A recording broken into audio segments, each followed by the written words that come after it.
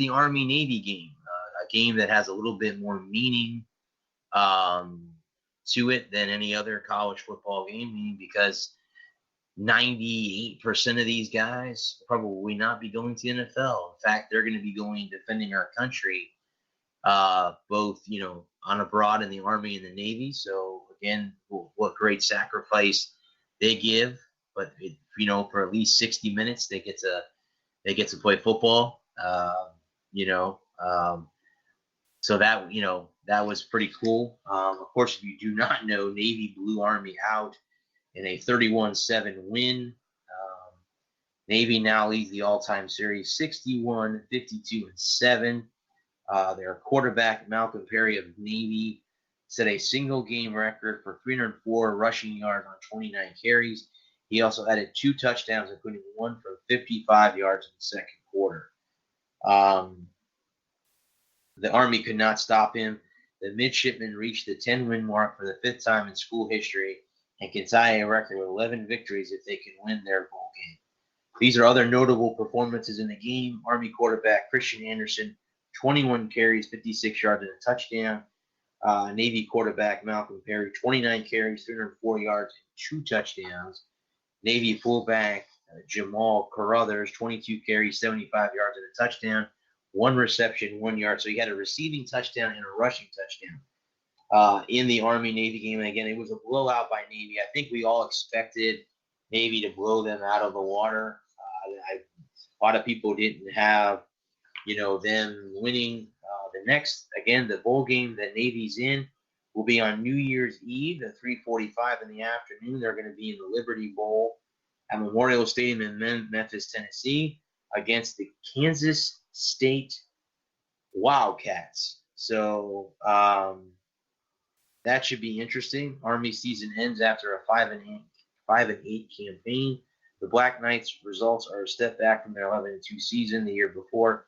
But Army football put forth one of college football's greatest efforts in 2019 when it almost pulled off a road upset over number 7 Michigan before losing 24-21 in double overtime.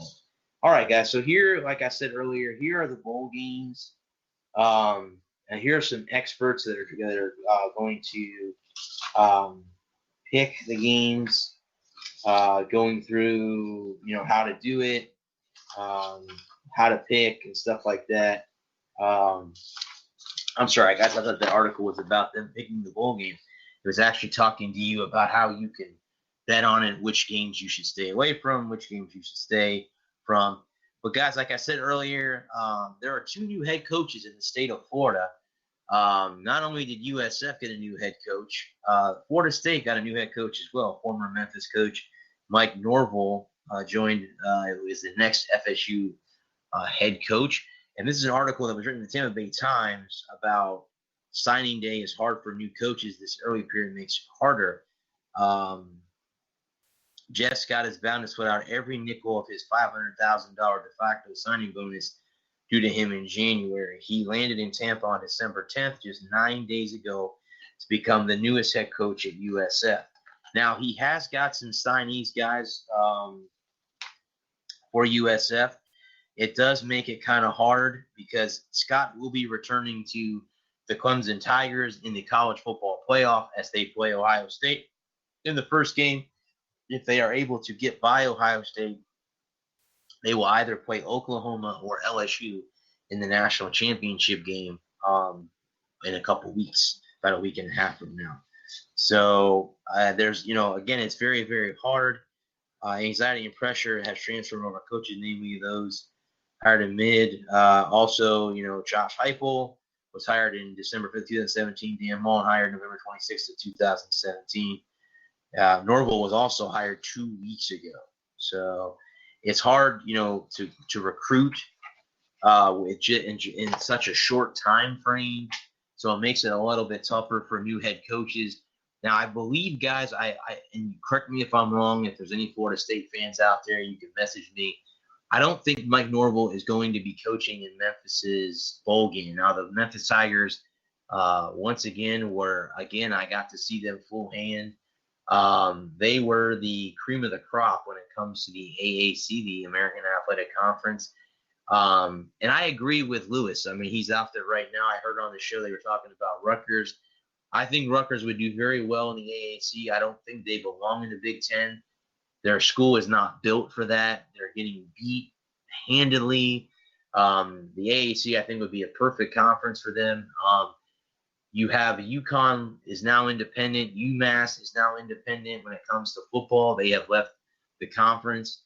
UConn, I believe, is in the Big Ten I think in the Big Ten when it comes to basketball. I could be incorrect on that, but I do agree with Lewis. I do think that it would be a smart move for Rutgers to come to the AAC.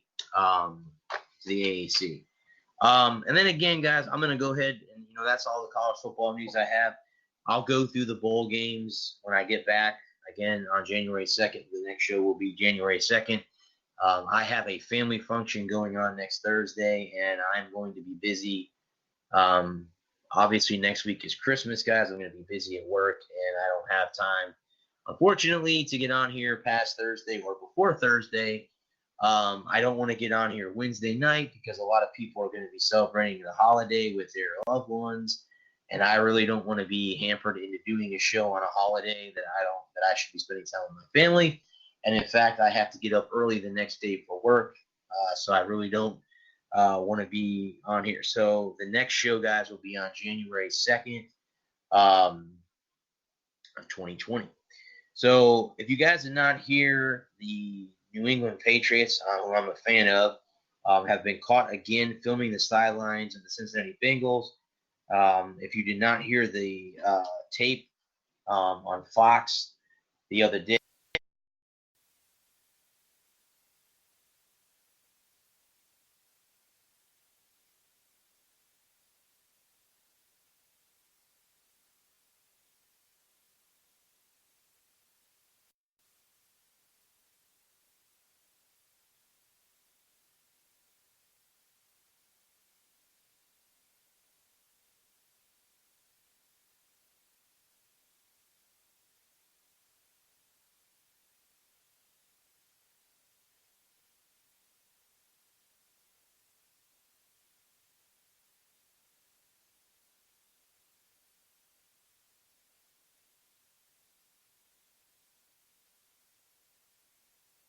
okay, guys, yes, the show is still recording. I hope I didn't lose that. But anyway, guys, so the whole thing with the Bengals is they're being investigated. This could lead to another fine and losing draft picks like the Patriots did during Spygate and Deflategate as well. The videographer has been let go. They suspended him. According to that a group of business, he was removed from duties by Robert Kraft and company. And, that's not a surprise, guys, but what kind of way will this go for the Patriots? It was brought up on ESPN radio the other night is if they're going to continue to let the Patriots do this, why don't they let all the teams do it and just do it that way and then stop with the whole cheating thing and just let the whole league do it instead of just being unfair to everybody? If you think that's a good idea, let me know. There was a record broken on Monday Night Football this past week. Drew Brees broke Peyton Manning's all-time passing touchdown record. Again, he passed it. It was his 540th touchdown pass of his career, which is one more than Manning retired with at the end of 17 seasons. He did this against the Indianapolis Colts on Monday Night Football. He was congratulated by many people around the world. J.J. Watt, congratulations. Tom Brady, congratulations, Drew. Couldn't be more deserving. Passing Peyton is anything as an incredible achievement, and your records will be tough to beat, but it's worth trying. Adrian Peterson, Deion Sanders, Terrell Owens all chimed in as well. So he passes him, breaking Manning's record for Brees. He surpassed the former 71,440 career passing last year. So now he owns two records. The touchdown record and yards record now belongs to Drew Brees all time. And once again, guys, Josh Gordon has been suspended indefinitely for using PEDs. Of course, the Seattle Seahawks announced Monday their wide receiver had been suspended indefinitely for violating the NFL policy on performance-enhancing substances and of abuse. Gordon, 28, appeared in 6 games for the Patriots and 5 contests for the Seahawks this season, registering 20 receptions, 401 touchdown. So this is another suspension yet that Gordon is going through. This time, I don't believe he'll be coming back. This could be the last time we see Josh Gordon on an NFL field. I would not be surprised if he's not gone completely this time. Report Jarvis Landry among Browns players who yelled, "Come get me out," to the Cardinals. Of course, if you do not know, the Cleveland Browns are a mess, an overrated team right from the get-go.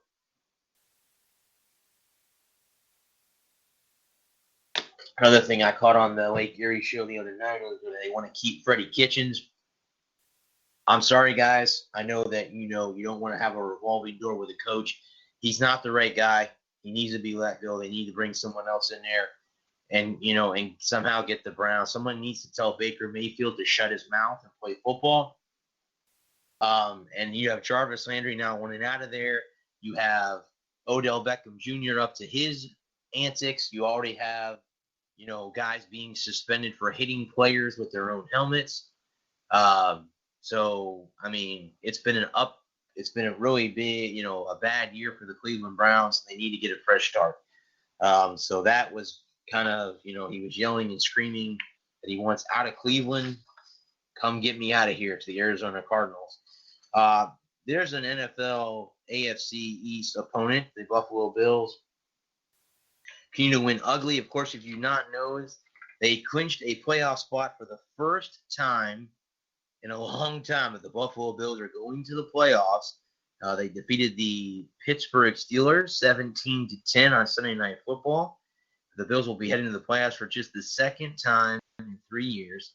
It remains extremely likely that they will leapfrog the AFC East, the Patriots. The win over Pittsburgh confirmed the pesky Buffalo will be tough out in January, regardless of whether Sean McDermott's squad is in Orchard Park or elsewhere.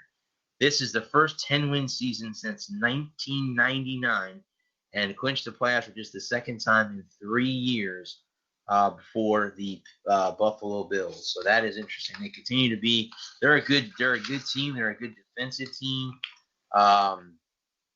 So yeah, they're very good, guys. They're a very good, very, very good, very good football team, and they're going to be hard. Earlier this week, Martha Ford, owner of the Detroit Lions, came out and said Matt Patricia and Bob Quinn, the head coach and general manager of the Detroit Lions, will be returning in 2020. I believe, guys, that Matt Patricia was given the exempt card due to Matthew Stafford being hurt. That team, along with the Cleveland Browns, is in disarray. They're going to have to get some changes there. If they have another season like they did this year, I believe Patricia and Quinn will be gone next year, and you'll have a new head coach and a new general manager in Detroit next season. Speaking of executives, Tom Coughlin was let go by the Jacksonville Jaguars after NFLPA drama. The Jaguars announced the firing of Executive Vice President of Football Operations Tom Coughlin Wednesday. Within the past hour, I informed Tom Coughlin that he was being relieved of his duties as Executive VP of Football Operations of the Jaguars. Effective this evening, owner Shad Khan said in a statement. I determined earlier this fall that making this move at a conclusion of the 2019 season would be in everyone's best interest, but in recent days, I've reconsidered it and decided to make the change immediately. I thank Tom for his efforts, not only for the past 3 years, but for all he did in the very first season 25 years ago to put the Jacksonville Jaguars on the map. General Manager David Caldwell and head coach Doug Marrone will report directly to me on an interim basis. Excuse me. My expectations and those for our fans for our final 2 games in the 2020 season are high. Coughlin released a statement thanking the organization. The only thing I will like to say is there's plenty of football left in Tom Coughlin. This was a quote by ESPN's Chris Mortensen. Khan, alluding to recent days, likely refers to the NFLPA winning a grievance against the Jaguars for illegally fining players for missing non-mandatory off-season activities. For example, Dante Fowler